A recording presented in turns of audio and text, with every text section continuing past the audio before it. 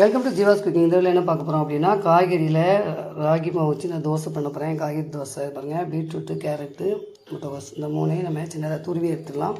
அதுமாதிரி மிளகாய், இஞ்சி இதுமாதிரி துருவி எடுத்துகிட்டு அப்புறமா என்ன செய்யலாம் அப்படிங்கிறத பார்க்கலாம். இப்போ வந்து காய்கறி எல்லாமே நம்ம துருவி எடுத்துட்டோம். இப்போ வந்து ராகி மாவு வந்து ஒரு கப் அளவுக்கு எடுத்துருக்கேன். இது வந்து தண்ணி விட்டு நல்லா உப்பு போட்டு கரைச்சி எடுத்துக்கலாம். இதில் தேவையான அளவு உப்பு சேர்த்து தோசை மாவு பதத்துக்கு நம்ம வந்து கரைச்சி எடுத்துக்கிட்டோம். கொஞ்சமாக ஒரு பாத்திரத்தை எடுத்து எண்ணெய் சேர்த்துட்டு இது உள்ள கொஞ்சமாக கடலைப்பருப்பு சேர்த்துக்கலாம்.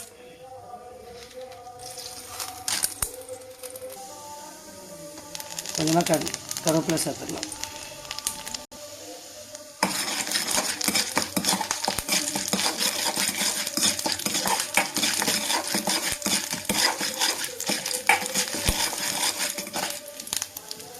இப்போ வந்து நம்ம இந்த காய்கறியை கொஞ்சம் கொஞ்சமாக போட்டு எல்லாம் வதக்கி எடுக்கணும். எல்லா காயும் நம்ம உள்ளே போட்டுடலாம். ஃபஸ்ட்டு வந்து இஞ்சி மிளகாவை தட்டலாம்.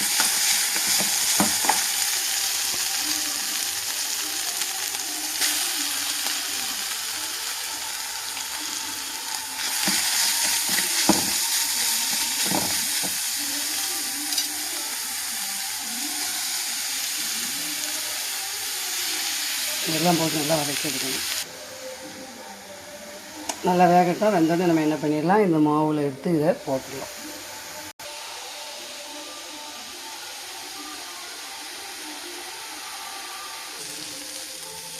பாருங்கள், நல்லா வதங்கிட்டு நம்ம இப்போ எடுத்து இதில் போட்டுடலாம். இப்போ வந்து இதை உள்ளே போட்டு நல்லா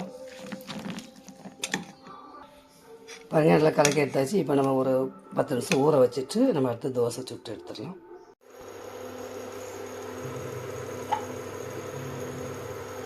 இப்போ வந்து ஒரு பேன் எடுத்துகிட்டு நம்ம கொஞ்சம் எண்ணெய் தடவிக்கலாம்.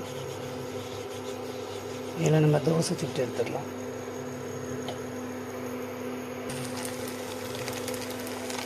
தோசை வந்து திருப்பி போட்டுடலாம்.